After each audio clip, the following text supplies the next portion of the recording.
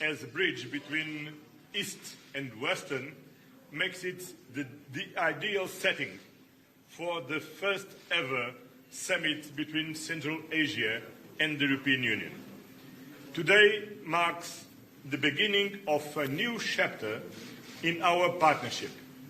We are elevating our ties for a strategic level, reflecting the vast potential ahead. In recent years, Central Asian countries have strongly developed their regional cooperation, and the EU is a reliable partner for Central Asia, and this summit is not a destination, but is a journey that we are advancing through concrete action. We aim to strengthen economic ties, trade and investment. We have already signed bilateral partnerships with Kazakhstan and Kyrgyzstan. And this year, we will sign our bilateral cooperation partnership agreement with Uzbekistan, and next year with Tajikistan. Talks with Turkmenistan will begin soon. The President of the European Commission, Ursula von der Leyen, early announced, we are mobilizing more than 12 billion euros for the region on behalf of the Global Gateway Initiative. And we are committed to enhancing digital and sustainable transport connectivity, including the development of the Trans-Caspian Transport Corridor. And we are facilitating European investment and technological development in critical raw materials. Climate change is a key area for joint action. We are taking action to promote sustainable water management, agriculture, energy transition, and the development of a green economy. We face shared security challenges and are prepared to intensify our efforts through a regular security dialogue. Afghanistan remains a concern, and we discussed the security situation and the potential spillovers risks to Central Asia and Europe. As you know, the most severe security challenge Europe faces today is Russia's ongoing aggression against Ukraine, which undermines international stability. We hope the new momentum leads to a comprehensive, just and lasting peace in Ukraine. And we must work together in a common effort to guarantee it. To conclude, our relationship has never been stronger, and we must now shape the future, chapters of the strategic partnership, and to do so in line with the motto of the summit, investing in the future. Thank you very much. Yes, first of all, I want to thank President Mirziyoyev for his amazing hospitality. António and I agree, Samarkand is simply breathtaking. We have visited Samarkand's historic treasures, the Registan Square, the Ulubek Observatory, and the Amir Temur Mausoleum. This ancient city has been at the crossroad of so many civilizations for so long. And this is why it is such a fitting venue for the first EU Central Asia Summit. This is the beginning of a new chapter in our long-standing friendship. Central Asia is a partner of choice for us. So today we have launched the new strategic partnership. It means that we can rely on each other, and relying on each other in today's world, this matters more than ever. The political will to deepen our cooperation like never before is there, and it has never been clearer. As a great start of this new chapter, we have launched a package in our Global Gateway investment program of 12 billion euros for the region. This package has 4 priorities. The first is transport. Indeed, the aim is to bring our regions closer. And of course, a flagship project is the Trans-Caspian Transport Corridor, where the European Union is investing 10 billion euros.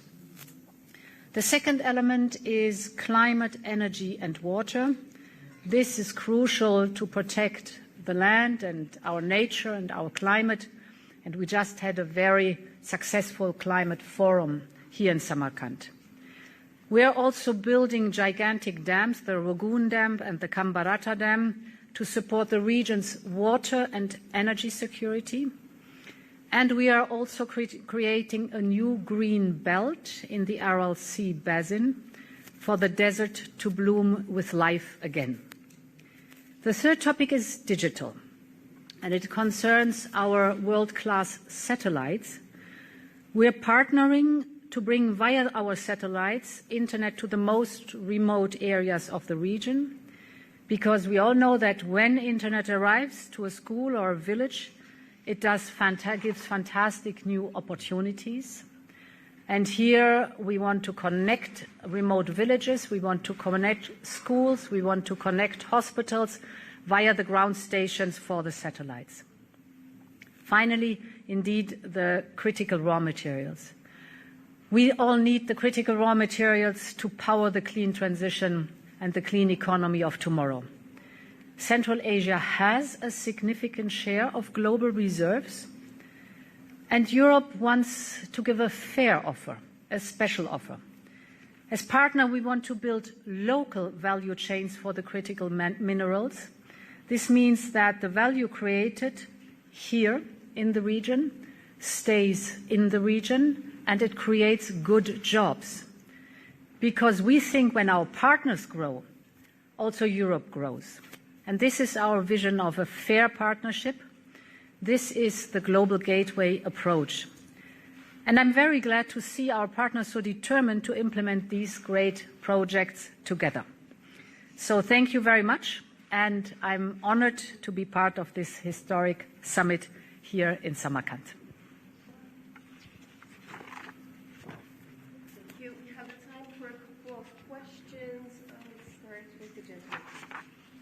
Abdulmanap Kenyes, TV and radio complex of the President of Kazakhstan. What are the expected outcomes of the first EU Central Asia Summit in the context of regional development? What key areas of cooperation will be addressed? And could you mention Kazakhstan's role in this process? Thank you. You start, or you know? Yeah. Yeah. Well, let me emphasize the role of Kazakhstan. Is not only the largest country in the region, but it was the first one to sign a partnership agreement with the European Union. And I want to commend the personal commitment for President Tokayev to increase and strengthen the relationships between Kazakhstan and the European Union. Of course, it's always time to expand our cooperation, and we want to expand on investment, on trade, on energy, on critical raw materials, on water, and I think the future opens a large space to increase our bilateral cooperation with Kazakhstan. Yes, indeed. For us, it's on one hand important the connection between the European Union and Central Asia, but we also know how important it is that within the region the integration is deepened and the economy is flourishing. This is why, for example, looking at Kazakhstan, the Trans-Caspian Transport Corridor is so important. It connects Europe with Asia. It reduces the travel time by half, so only 15 days when we're done. And Kazakhstan is a strong partner in creating this added value for transport, for example, but also to closer ties overall to Europe. Then we have, under Global Gateway, many interesting projects in Kazakhstan. I think as an example, I can take the digital connection that I just mentioned. This is via our satellites. Kazakhstan is here the front runner, the first country that engaged. And to give you figures, we have delivered already together for 328 villages and 2,000 schools. So 328 villages are now connected to the internet, and 2,000 schools are connected to the internet. This is thanks to the excellent cooperation with Kazakhstan, and we're grateful and proud of it.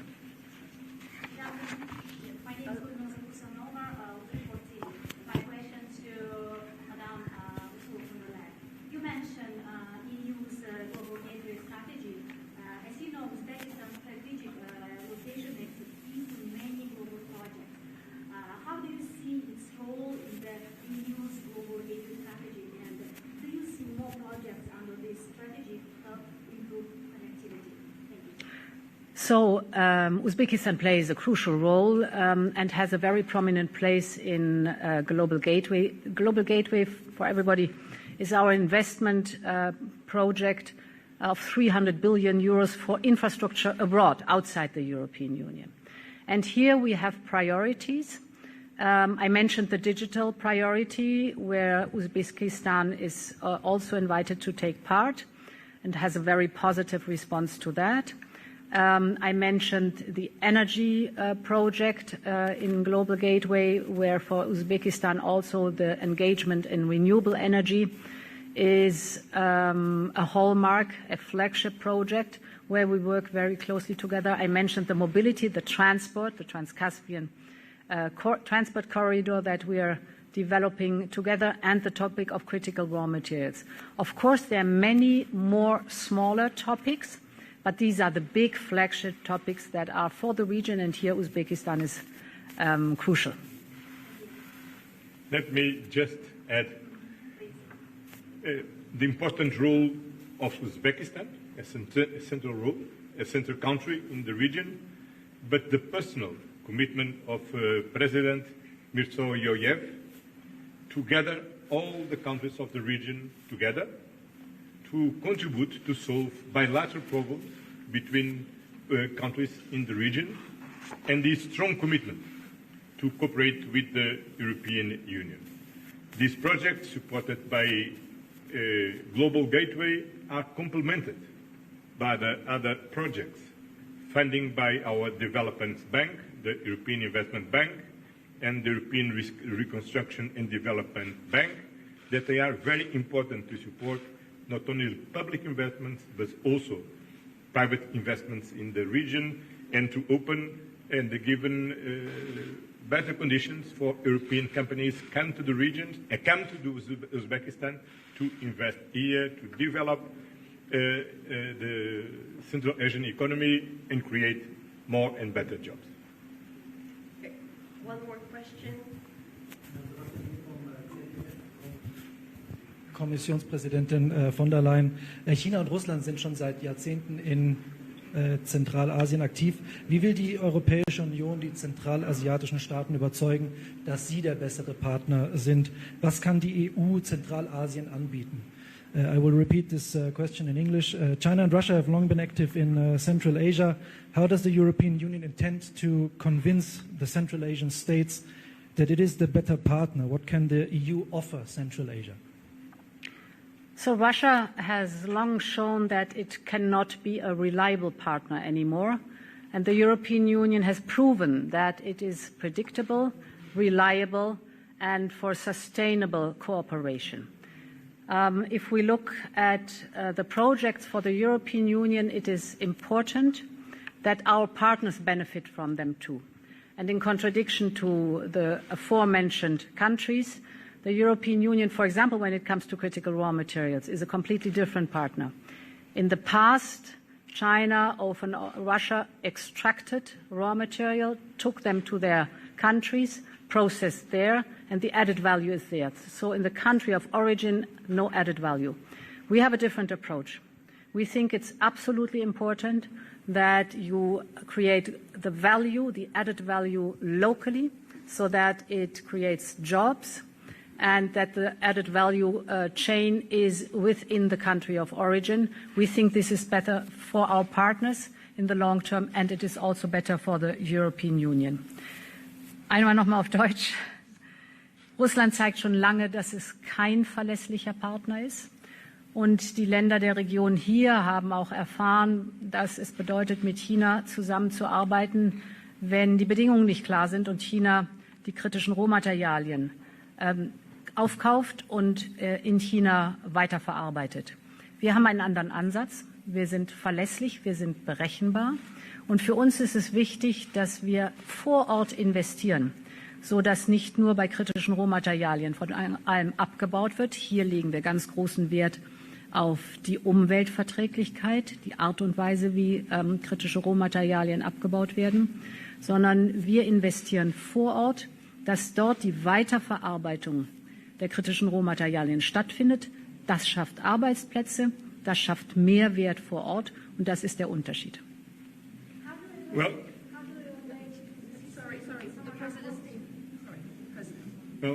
European Union and the 5 Central Asian countries, we share the same vision about the importance to extend our support to the multilateral system and to defend rules-based international order. This is critical. The alternative of rules-based order is chaos, and we need to avoid chaos, and the international law must prevail. That means respect sovereignty, territorial integrity, respect the international recognized borders, and we share the same vision. And over the last 3 years, these principles was tested, and our solidarity and our capacity to work together have proved very well. And that's why I think we need to continue to work together to ensure a just and lasting peace also in Ukraine. And because this region is historical and geographical, a strategic one, as a bridge between the Eastern and West, between the European Union and China, between the European Union and Russia, and this is the add value of this very special relation we are developing with the Central Asian countries and them with the European Union. Thank you. What do Europeans get out of this investment package? What do